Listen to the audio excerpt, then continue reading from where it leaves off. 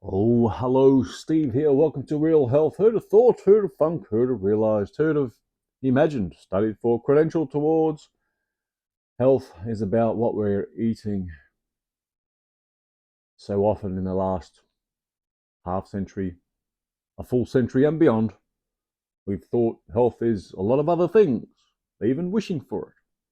Well, here in this space, it's the Health 44. Often in these episodes, I'll tell you what the Health 44 is. I'll tell you today as well, but today you've clicked on it. My olive oil address to the world. The camera's on this side. So, olive oil. It's good, right? Yes, but I've mentioned olive oil many times during this podcast series. But um, today is the isolated case of olive oil. Don't go buying cases of olive oil unless you want to, I don't know, burn your what's it called, those religious things, and maybe not even rubbing it on yourself. I'm not sure what else you can use olive oil for. Okay, here it is. Olive oil is good, but okay, here's the big but. That but that I'm butting is if it's in a bottle, that's the big but, and that's 99% of olive oil. It's from a bottle. Let's face it. So if it's from a bottle, even if it's sourced well, put in a bottle without light penetrating it, even if you'd like to jump on board of that sort of production process, it's still carrying the risk of oxidation. Even that little bit of air between the oil and the top of the bottle where the cork or the screw cap is, that's enough to oxidize the oil that's in the bottle. That oxidation, that's what is causing our trans fats, heterocyclic amines, and acrylamides in our circulatory system. Oxidized oil is part of our atherosclerosis complex, also part of our unhealthy cholesterol complex. When you combine it with the consumption of sugar, which also includes a lot of fruit intake, yes, I'm sitting in bed now, and in my last podcast, I thought, no, I won't do this position any longer. But sorry, those podcast people, just for that mention. So, but where's the first part of before I said the but? The first part, if you have olives in your hand, you put it in a mortar and pestle, and you crush it, and you straight away drink it, or quickly put it on salad and consume it in quick manner when it's got less time to oxidize, less time spent in the open air, then olive oil is good. So, olive oil is good, but with those 99% of consumption variables where it's part of coming out of a bottle, no, not good. Even if it's not open to light, you don't know how long it's been exposed to light before it entered that dark bottle, for those people that are going to challenge me on that. The reason why I decided to make a particular episode on olive oil, how it's good, but where the other side of the but, as in the dark side of the but, is bad for us, is what spurred me on to do an isolated olive oil episode is this new move, this large-scale adoption. I think it will grow, this large-scale adoption of uh, consuming extra virgin olive oil through particular um, nutrient or nutrition-based companies like the Brian Johnson's crowd. What's it called again? Not sure, but even if you buy it from that source, which is the dark bottle, still no good. Okay, still no good. Better, better. How many magnitudes better? I don't know. I don't know, but it will still have some form of oxidation to it, which is not good for our circulatory system and cholesterol if you're consuming fruits and vegetables and the normal um, processed sugars and um, table sugar and sweets and cakes and all that sort of thing. Okay, that's going to add to our cholesterol problems. Have you ever heard of vegans that have cholesterol problems?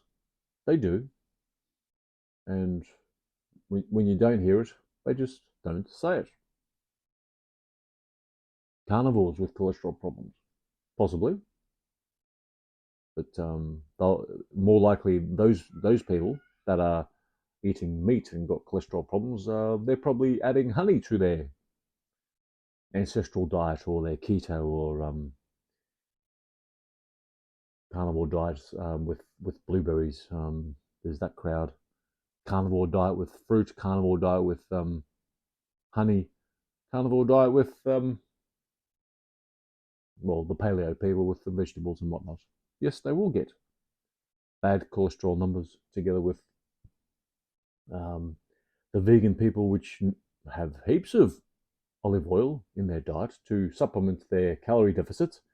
It's very hard to gain enough satiating calories on a vegan diet. There's a lot of vegan food out there which will satiate you, but it's highly processed. Those the vegan bacon and the nut meat and all those sort of things that are out there for the vegans, highly processed as well. Those dips, vegan dips that you buy, loaded with oils, and then you have some fruit and veg with that. Bingo bongo, also cholesterol issues. And together with that olive oil intake, bingo bongo, heart attacks. Yes, vegans also get heart attacks because vegans can also have nutrient deficiencies, micronutrient deficiencies in particular. Usually, when someone has a heart attack, vitamin E, selenium deficiency, possibly calcium as well. Basically, if you have a heart attack, you've got many mineral, especially mineral micro deficiencies, but also many of the other 90 declared essential micronutrients. There's many more micronutrients that we probably do require, but so far there's 90 declared essential micronutrients, and that is part of my Health 44. Quickly with the Health 44, which migrated from the Keto 44, which migrated from the 44, the twist of dairy and egg. Yeah, you see my own progression, because even though I'm still effectively pretty much keto, unintendedly, also unintendedly I am intermittent fasting, because I eat twice a day, and the distance between those two meals is 8 hours, and I don't even try for that intermittent fasting, but I've inadvertently ended up that way. Am I benefiting from the whole idea of keto and intermittent fasting? Unintended. I probably am. But I'm not with the keto part. I'm certainly not fully keto because I have a little bit of grain, as in rice and corn, which makes up 10% of my calories. So I'm not fully keto. So that's me as a disclosure. So with that Health 44, which will add to your hopefully understanding in this one video, but many videos, many podcasts, especially on this subject. The Health 44 is basically you'll be healthy once you adopt the 44, which is the first 4 of the 44, eliminate. Ask not what you should eat, ask what you should not eat. Do I sound like President Kennedy there? So basically, we need to cease glutens, which includes wheat, barley, rye, and oats. And I think also buckwheat might be included in there at some point. I think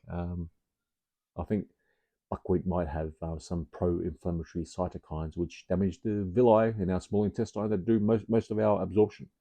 So gluten out.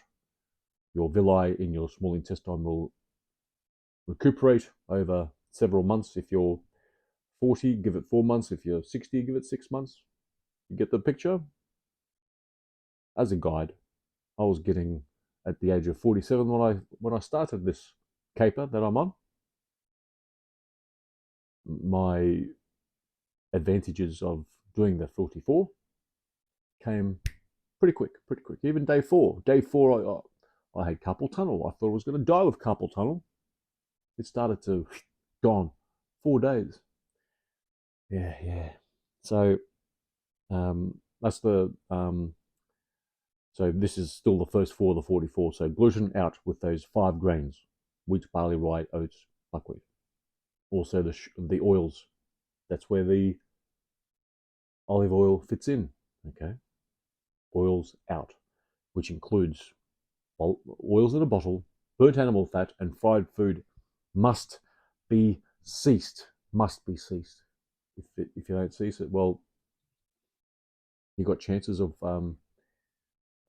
circulatory issues down the track, blood pressure issues, and which is also micronutrient deficiencies as well, and cholesterol issues and the like, right? And particularly with those carnivore people, you better not be cooking your meat more than medium rare, because if you do, tetracyclic amines, acrylamides, trans fats enter that complex, right? Um, Sugars, the processed sugars out, but also fruit and veg should be limited greatly. Even fructose comes out of the liver as sucrose. It's nature's, well, so is honey, and it's natural. Well, so is wheat, right? It stuffs your villi in your small intestine. So maybe half a century and beyond down the track, maybe fruit might be a culprit to include it as part of our ill health. So there's sugars, and the final 4, the first 4 of the 44, is nitrates. That must be out of the contest, because that's the main carcinogen in town. Nitrates are worse than smoking, and sitting is the new smoking, and obesity and the like. Okay, so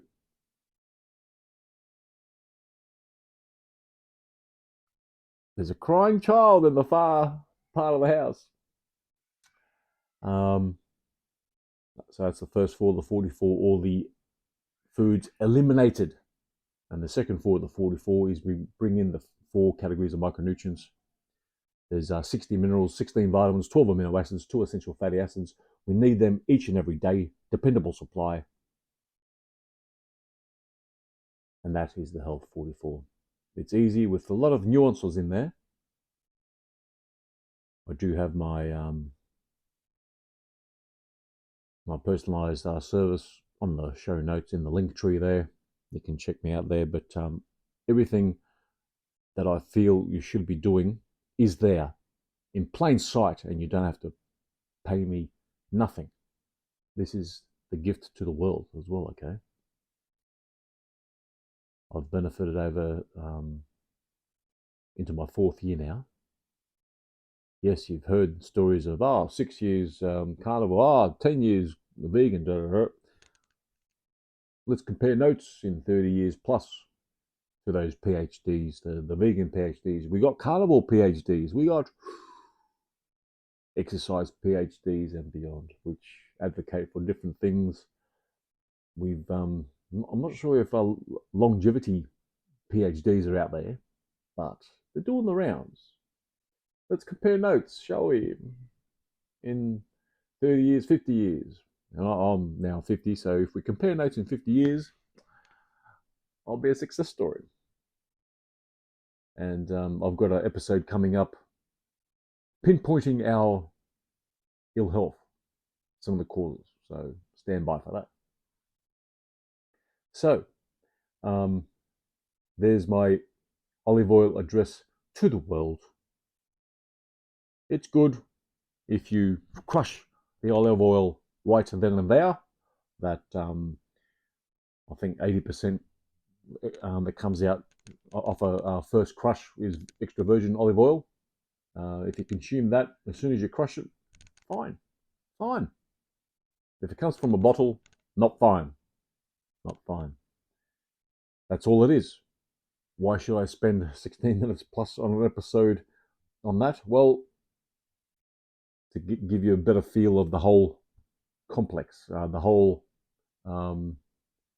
other things that go into what we should be doing for our health. Yes, vegans have their limitations. The carnivores have their limitations. Your tribe, your diet team, Diet Wars. I've got an episode called Diet Wars. There are some nuances in there, and there's my nuance. And yes, maybe I am a orthorexic, this new term which you poo-poo all these other foods and you only eat one type of food. Hello, carnivores. And then the carnivores go into the bacon. Hello, nitrates, and just like it means and all that. Usually when you eat bacon, it's well done. And yes, that's why carnivores will also get unwell, because they're micronutrient deficient as well. Because if the carnivores are only eating muscle meat, only eating their ribeyes, and not eating liver and kidney and all the other offal, all the other organs out there, and also bones, you'll get unwell as well when you're maybe 70 and 80 and beyond. You won't be reaching centenarian. You've probably got a better chance than the vegans. Oh, but there's vegan centenarians out there. I've investigated a little bit. Not many, and there's not many that have been vegans for more than half a century, if they do get to the age of 100. And they don't reach the age of 100 gracefully, that's for sure. So olive oil, yes. Crush it in front of your face, consume it right there, beautiful, okay? That's all. Look me up if you're serious about this, if you're serious about getting your health in order. And you don't have to be watched like a hawk. You can be left at your own devices, but there's a lot of nuances apart from the Health 44. With the Health 44, just for those one-off people, because there will be one-off people, because this is a very low quality production, as you can see. Digestion must be part of our complex, and absorption, which is part of the gluten, and dependable daily supply. None of this each such and such once a week and we'll be fine. We need dependable daily supply of our micronutrients, especially those 90 declared essential micronutrients. My micronutrient dealer is Youngevity. They understand what's going on. I've adapted a lot of my methodology from Youngevity and Doc Wallach. But there are some nuances to make things even easier. I've made things even easier and more effective. So there you go. As I approach the 20th minute, I am signing out. stand by for upcoming episodes, and hopefully this wasn't a one-off watch for you. There's a lot to this. Bye bye for now. Thanks for your interest.